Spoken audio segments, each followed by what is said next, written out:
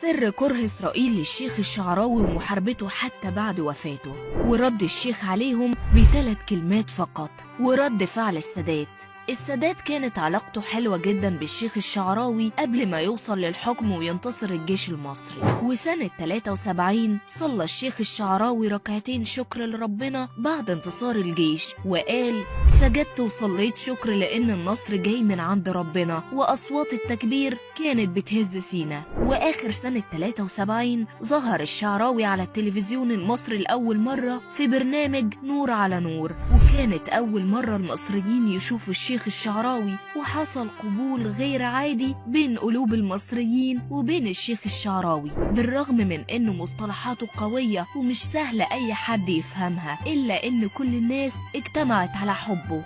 وفي سنة 76 طلب السادات من الشعراوي يتولى وزارة الأوقاف في وزارة ممدوح سالم، ورفض الشعراوي، بس السادات لح عليه وقال له لو شايف فيه فساد أو مشكلات حلها انت وعدلها. ووافق الشعراوي، لحد ما في يوم كان مسافر الشيخ الشعراوي مع وفد مهم ورفيع جدا لإيطاليا، وزراء ورجال أعمال ومستشارين، ولقى ان شيخ الأزهر الشريف قاعد في آخر صف ورا خالص، برغم ان بابا الفاتيكان مصنف بدرجة رئيس وقاعد قدام.